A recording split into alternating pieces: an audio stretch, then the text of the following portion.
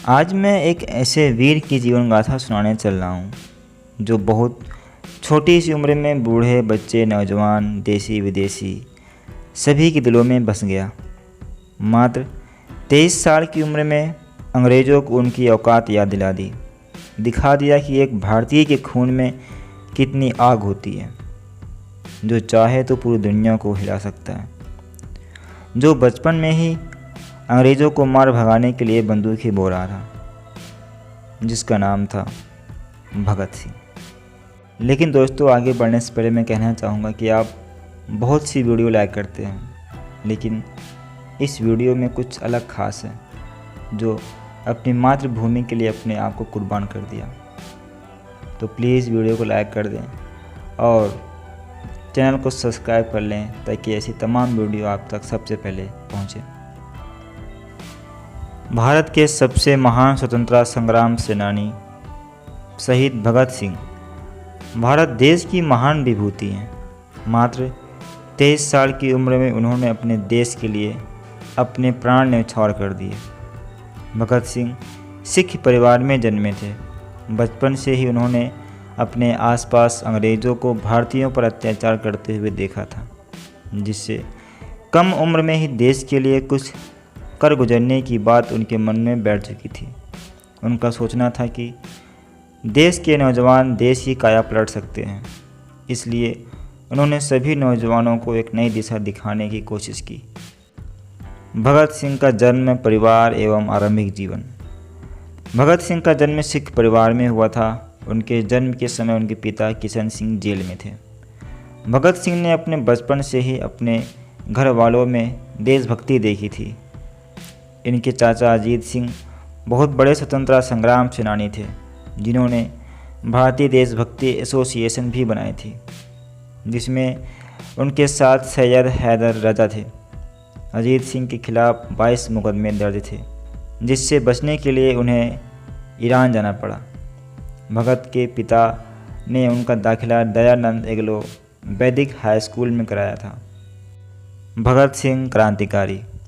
1919 में हुए जलियांवाला बाग हत्याकांड से भगत सिंह बहुत दुखी थे और महात्मा गांधी द्वारा चलाए गए असहयोग आंदोलन का उन्होंने खुलकर समर्थन किया था।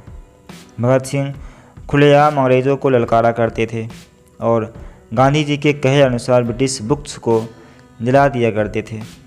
चौरा चौरी में हुए हिंसात्मक गतिविधि के चलते गांधी जी ने असहयोग आंदोलन बंद कर दिया था, जिसके बाद भगत सिंह उनके फैसले से खुश नहीं थे। उन्होंने गांधी जी की अहिंसावादी बातों को छोड़ दूसरी पार्टी ज्वाइन कर ली। भगत सिंह लाहौर के नेशनल कॉलेज से बीए कर रहे थे। तब उनकी मुलाकात सुखदेव थापर, भगवती चरण और भी कुछ लोगों से हुई। आज़ादी की लड़ाई उस समय जोरों पर थी। देश प्रेम में भगत सिंह ने अपनी कॉलेज की पढ़ाई छोड़ दी और आज़ादी की लड़ाई में कूद पड़े। इसी दौरान उनके घर वाले उनकी शादी का विचार कर रहे थे। भगत सिंह ने शादी से इनकार कर दिया और कहा, अगर आज़ादी से पहले मैं शादी करूं तो मेरी दुल्हन मौत होगी। भगत सिंह कॉलेज में बहुत से नाटक में भाग लिया करते थे। वे बहुत अच्छे एक्टर थे। उनके नाटक स्क्रिप्ट देशभक्ति से परिपूर्ण होती थी, जिसमें वे कॉलेज के नौजवानों को आज़ादी के लिए आगे आने का प्रोत्साहन करते थे, साथ ही अंग्रेज़ों को नीचे दिखाया करते थे। भगत सिंह बहुत मस्त मौला इंसान थे। उन्हें लिखने का भी शौक़ था। कॉलेज में उन्हें निबंध में बहुत से प्राइज़ मिल चुके थे। भगत सिंह ने सबसे पहले नौजवान भारत सभा ज्वाइन की, जब उनके घर वालों ने उन्हें विश्वास दिला दिया कि अब वे उनकी शादी की विचार नहीं करेंगे। तब भगत सिंह अपने घर लाहौर लौट गए। वहाँ उन्होंने कीर्ति किसान पार्टी के लोगों से मेल जोल बढ़ाया और उनकी मैगजीन कीर्ति के लिए कार्य करने लगे। वे इसके द्वारा देश के नौजवानों को अपने संदेश पहुंचाते थे। भगत जी बहुत अच्छे लेखक थे, जो पंजाबी उर्दू पेपर के लिए भी काम करते थे। 1926 में नौजवान भारत सभा में भगत सिंह को सेक्रेटरी बना दिया गया, जिसके बाद 1928 में उन्होंने Hindustan socialist Republican association join कर ली, जो एक मौलिक पार्टी थी जिसे चंद्रशेखर आज़ाद ने बनाया था। पूरी पार्टी के साथ मिलकर 30 अक्टूबर 1928 को भारत में आए साइमन कमीशन का विरोध किया, जिसमें उनके साथ लाला लाजपत राय भी थे। साइमन वापस जाओ का नारा लगाते हुए वे लोग लाहौर रेलवे स्टेशन पर खड़े रहे, जिसके बाद वहां लाठी चार्ज कर दिया गया, जिसे लाला लाज बुरी तरह से घायल हुए और उनकी मृत्यु हो गई। लाला जी की मृत्यु से आघात भगत सिंह व उनकी पार्टी ने अंग्रेज़ों से बदला लेने की ठानी और लाला जी की मौत के लिए जिम्मेदार ऑफिसर स्कॉट को मारने का प्लान बनाया, लेकिन भूल से उन्होंने असिस्टेंस पुलिस सॉन्डर का मर्डर कर डाला। अपने आप को बचाने के लिए भगत सिंह तुरंत लाहौर से भाग निकले, लेकिन ब्रिटिश सरकार ने उनको ढूंढने के लिए चारों तरफ जाल बिछा दिए। भगत सिंह ने अपने आप को बचाने के लिए बाल व दाढ़ी कटवा दी, जो उनकी सामाजिक धार्मिकता के खिलाफ है, लेकिन उस समय भगत सिंह को देश के आगे कुछ नहीं दिखाई देता था। चंद्रशेखर आज़ाद, भगत सिंह, राजगुरु, सुखदेव ये सब अब मिल चुके थे और उन्होंने कुछ बड़ा धमाका करने की सोची। भगत सिंह कहते थे, अंग्रेज बहरे हो गए हैं, उन्हें ऊंचा सुनाई देता है, जिसके लिए बड़ा धमाका ज़रूरी है। इस बार उन्होंने फैसला लिया कि वे लोग कमज़ोर की तरह भागेंगे नहीं, बल्कि अपने आप को पुलिस के हवाले करेंगे, जिससे देशवासियों को सही संदेश पहुँचे। दिसंबर 1929 को भगत सिंह ने अपने साथी बटुकेश्वर दत्त के साथ मिलकर ब्रिटिश सरकार की असेंबली हॉल में बम ब्लास्ट किया, जो सिर्फ आवाज़ करने वाला था, जिसे खाली स्थान में फेंका गया था।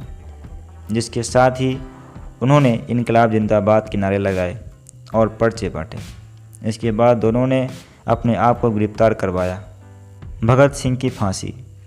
भगत सिंह खुद अपने आप को शहीद कहा करते थे, जिसके बाद उनके नाम के आगे ये जुड़ गया।